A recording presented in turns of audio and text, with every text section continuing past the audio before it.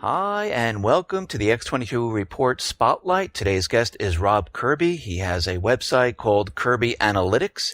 He also has a book called Gold Fix: Real Story on Gold. And if you like a free copy of this, you can just email him at his site, and he'll send you an electronic version of the book.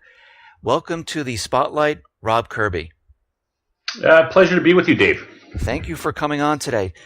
I wanted to start out today with Greece. I mean, there's a lot of talk right now. I mean, I just saw on the news today that they're looking to make a deal. The creditors aren't sure. And then I read someplace else that Greece might be leaning towards the BRIC system. We know Russia's trying to extend a hand. Do you think they'll be able to make the next payment? Do you think they'll default? Where do you think this is all leading? Dave, where I think it's all leading, in my mind anyway, it's pretty clear. The IMF Western centric crowd are trying to alleviate Greece's problem of too much debt with more debt, and that is an unworkable situation. And if the West continues to try and slam Greece with more debt to solve their problem of too much debt, that will force Greece into a more cozy or more encompassing relationship with the BRIC nations. So it doesn't look to me that the West is going to let up on their insistence that Greece continue to try to shoulder more debt.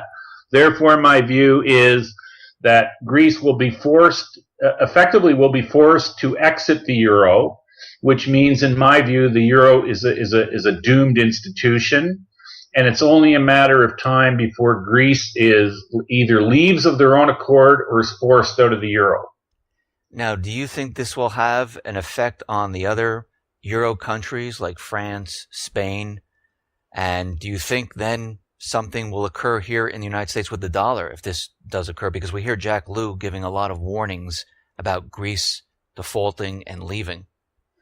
My view towards Greece being forced out or exiting the euro will be the proverbial straw that breaks the back of the camel, which is the euro. So my view of the eurozone going forward is that the concept from its origins was unworkable, and in real time we're seeing it to be unworkable.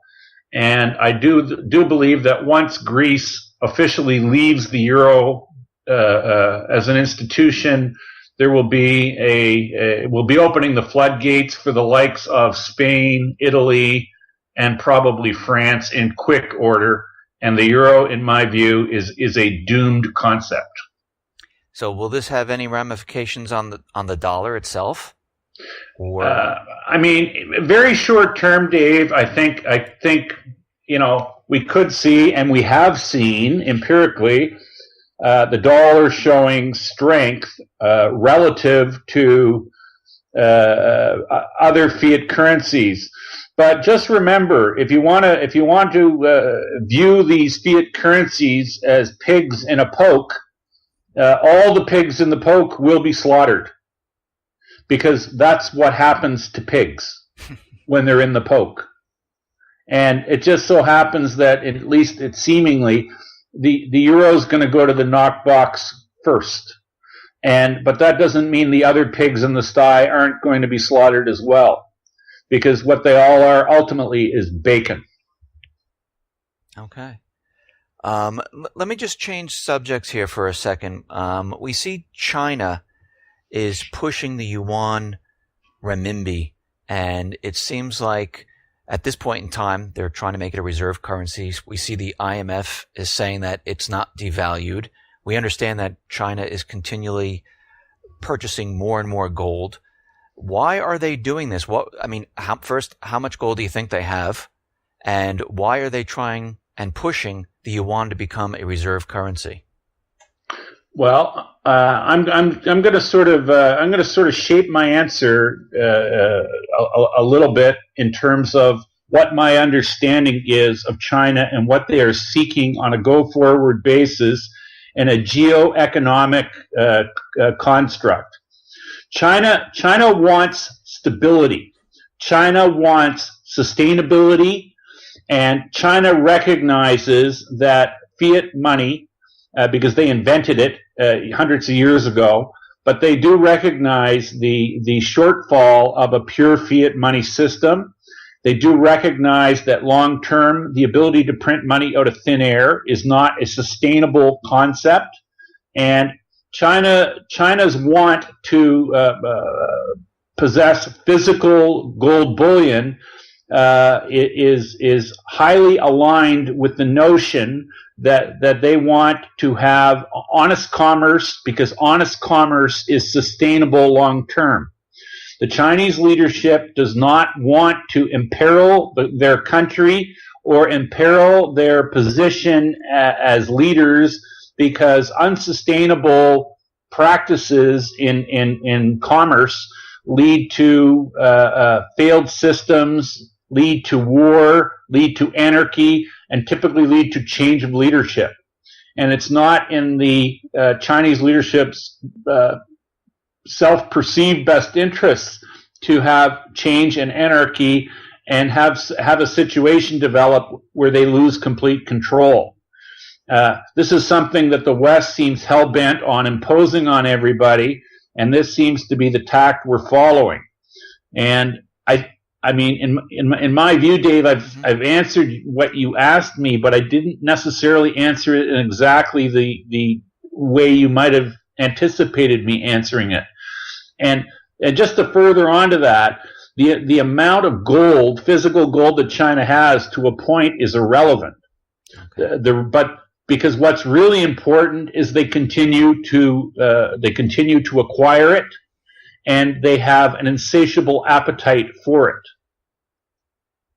So at this point in time, you mentioned war. I just want to ask you this. You see what's going on around the Spratly Islands, and you see the U.S., it seems like they're provoking China and kind of pushing or poking them. Do you see the U.S. pushing war in this?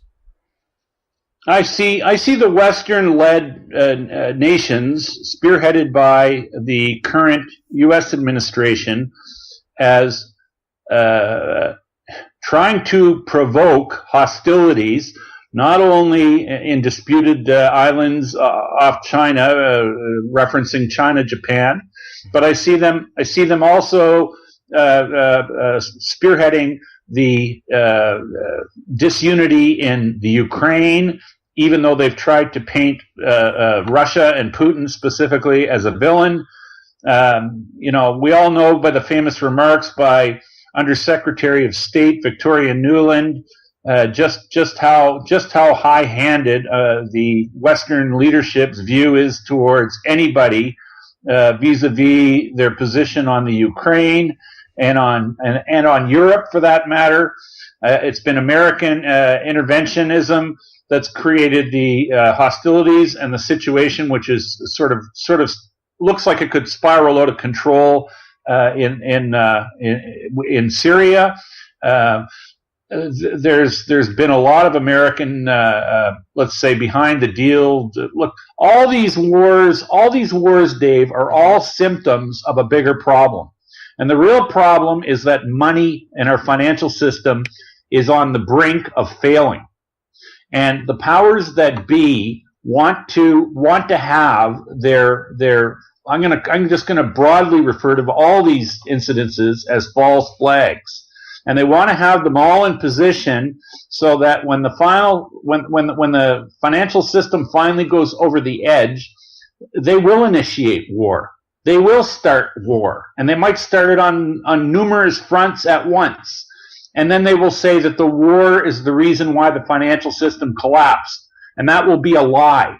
And that will be a lie because the real reason the financial system is collapsing is because we have derelict Keynesian-oriented central banking clowns that have had their run with the financial system, and they've printed way too much money, and they've created way too much demand on a planet that has finite resources, and this has been such a disastrous experiment. And they're so full of themselves, and they're so drunk on power, they will never admit it, Dave.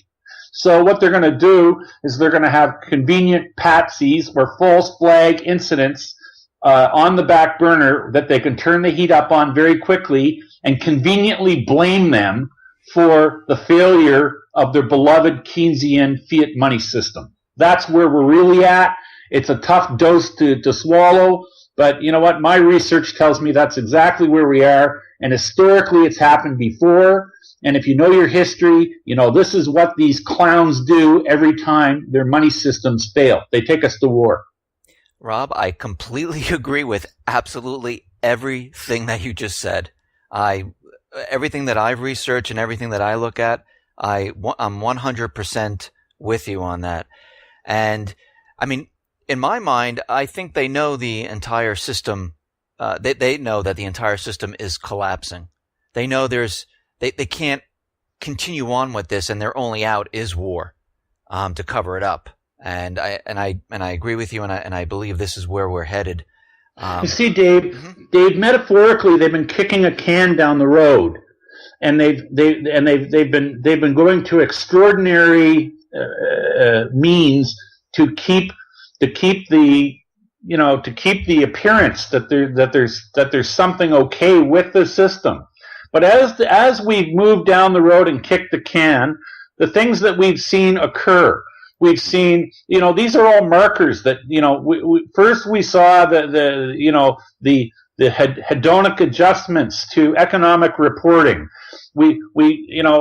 Instead of having people honestly try to kick a field goal from the 30-yard line in terms of economic data reporting, when they used to report inflation as it really was, we now see that they take things away from the data set for inflation reporting, and basically the way they report inflation data today, they remove anything that goes up in price from the basket of reported things that make up the inflation call. So this is why we have inflation being reported at less than 2% a year, when really the inflation rate is probably 5 to 7 or 8% if you measured it the same way it was measured back in 1980. And this is akin to having somebody stand on the 30-yard line to kick a field goal, moving the goalpost back 30 yards, and then convincing them or trying to convince them that they're still kicking a 30-yard field goal. And you see, so these are the sort of tricks that they've employed to try and make us all believe or buy into the notion that all is well in our financial universe. And the tricks have become more brazen and more blatant as time has gone along. And it's gotten to the point where recently we've seen pronouncements from the likes of people who run Citibank and people from the IMF saying that it might be in all of our best interests to outlaw cash. Really, just think about that for a minute. Anyway, my view has always been the day it comes that people go to the ATM and can't get cash out of the ATM, that'll be the day we finally have anarchy and we will have social unrest, and that's when this will spiral right out of control. But Dave, it really seems to me that these clownish quacks that run the system, they know very well what's coming, because that's why they've instituted and put in place this jackbooted police state apparatus in America, because it's been their handiwork that's built this Tower of Babel, which is absolutely going to collapse, and these people are already preparing for the aftermath of it. That's the gall that these clowns really have. And as much contempt as they've expressed and demonstrated for humanity, my contempt for them, it rises to a much higher level. So what you're saying is they've been preparing all this time with the DHS, the police force, not just here in the United States, but I see it in Canada, I see it in Europe, and we see these many false flags where now there's more troops, on the ground in the cities. We see them now pushing very draconian type of laws that take away people's rights, to protect them and to keep them safe. And what you're saying is they've been preparing for this. They've been practicing for this because they know it's coming. And what we're doing right now is just hobbling along until they can get something started. Dave, let's make it even a little more succinct. Okay. The parallels between what's occurring right now in America and has been occurring for the last 10 years is extremely similar to what Hitler did in Germany for the 7 or 8 years before the onset of World War II.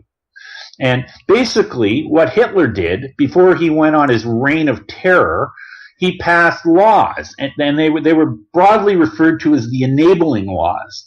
And they basically, in his twisted little world, they said that anything he did going forward was going to be legal. This is exactly what the leadership of America's been doing. They've been harvesting human rights and civil liberties and basically saying that all we do is going to be fair and legal. Well, let me tell you something. Hitler had that little view in his head, and things didn't work out so good for him in Nuremberg. And you know what? The people that are currently running America, one day, I suspect, God willing, they're going to have their own Nuremberg issues to deal with. Well, let me ask you, how long can they drag this out? I mean, we see it. I mean, we had the Great Recession back in 2008, and here we are in 2015. How much longer can they push this out? Because a lot of people thought, back in 2011 it would occur, something would happen 2013, and now we're at 2015. How much longer, or do you think it's going to happen very soon? Well, I mean, Dave, I think ultimately when the paradigm does shift, and I do believe it will, and I think we will have an amazing reset at some point in time, and that time may very well be at hand now. I do believe that when it occurs, there will be a very, very sudden paradigm shift, and I think we'll probably experience a time when we wake up one morning and we cannot any longer get money out of the bank. I think something of that magnitude is in our future, likely in our relatively near future. I don't cherish the day that happens, to be honest with you, but my own research and my own training tells me that we are headed for a massive, massive reset. And that's, of course, assuming we don't just have a big, old-fashioned nuclear war. So, you say nuclear war. You really think they'll go towards nuclear if they don't get their way? Well, it was a top American.